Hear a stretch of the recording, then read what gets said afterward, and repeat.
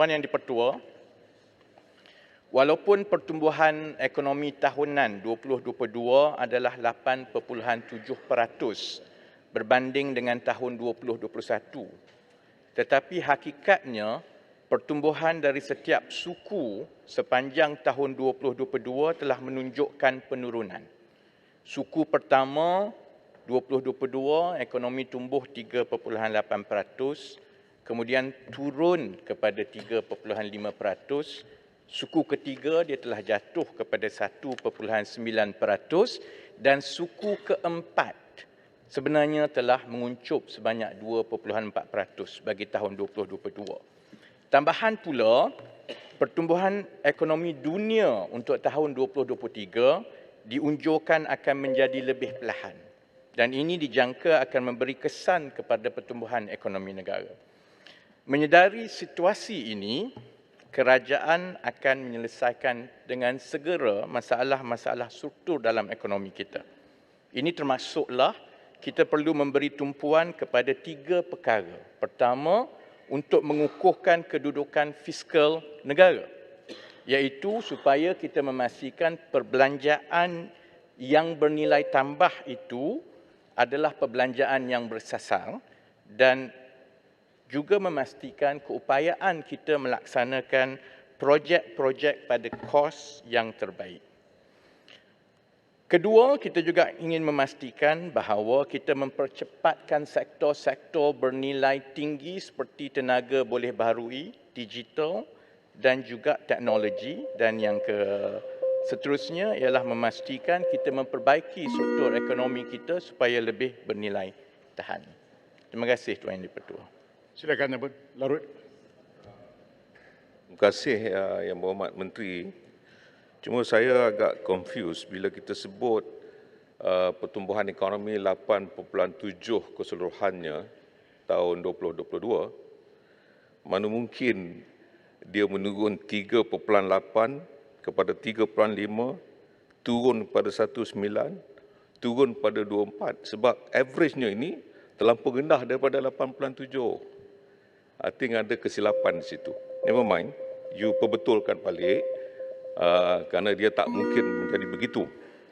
Cuma saya nak tanyakan, bila kita dah wujud tu, siapakah ahli-ahli M10 ini? Sebab kita belum dengar siapa mereka yang telah pun dilantik dalam M10.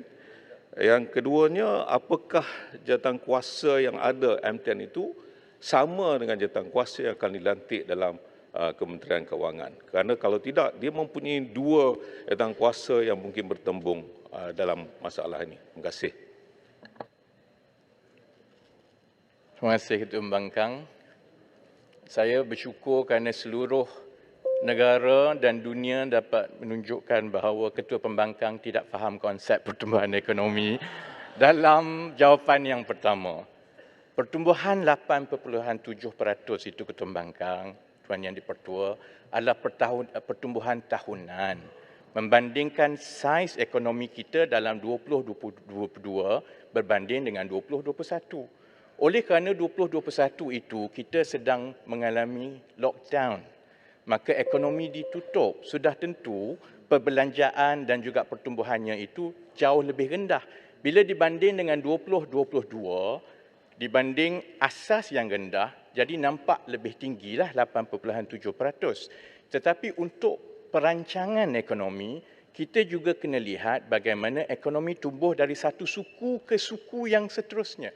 Yang saya sebutkan tadi, Ketua Pembangkang, adalah kadar pertumbuhan dari satu suku ke suku yang seterusnya sepanjang tahun 2022, kerana itu penting untuk kita tahu adakah ekonomi kita ni semakin menurun ataupun semakin naik. Jadi itu adalah angka rasmi yang telah diumumkan oleh Bank Negara Malaysia dan juga Jabatan Statistik yang telah diterima pakai oleh dunia. Bukan saya yang perlu perbetulkan data, Ketua Pembangkang kena balik perbetulkan pemahaman mengenai pertumbuhan ekonomi. Saya nak Tuan Ketua, saya nak perbetulkan. Cuma saya kata overall pertumbuhan itu Saya bagi advantage Ketua Pembangkang. Ya betul. Tapi jangan jadi keamalan. Tidak.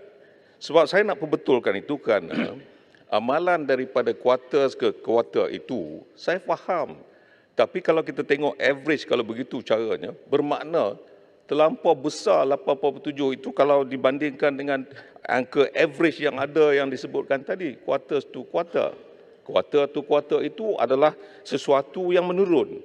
Tapi yang sebenarnya penambahan yang besar itu, 8.7, jangan kita deny bahawa sebenarnya inilah yang telah pun dirancang yang baik oleh kerajaan sebelum ini yang boleh mempertingkatkan pertumbuhan ekonomi itu.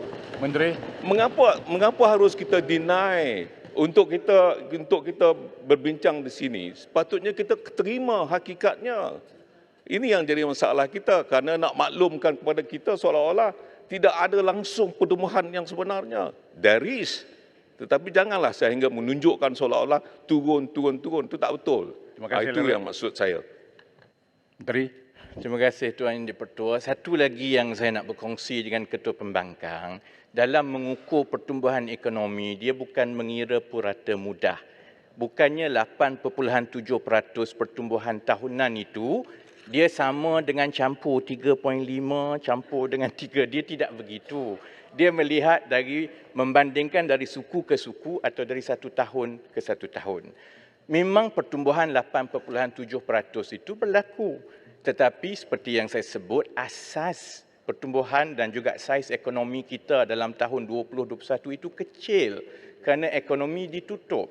Dan yang keduanya, Ketua, kepada saya Ketua rasa kita tak boleh benar perdebatan begini. Ya. Ini Terima bukan kasih. debate, ini pertanyaan soal jawab. Kena bertangan, tak apa saya handle. Saya handle tu. Dan yang keduanya ialah yang kita juga kena perlu tahu bahawa pertumbuhan 8.7% itu yang disebut oleh Ketua Pembangkang adalah hasil daripada suntikan wang yang sebegitu besar daripada sektor awam dan juga dana-dana kerajaan melalui bentuk bantuan, juga suntikan KWXP dan sebagainya yang sudah tentu ada kesan kepada kedudukan kewangan kerajaan.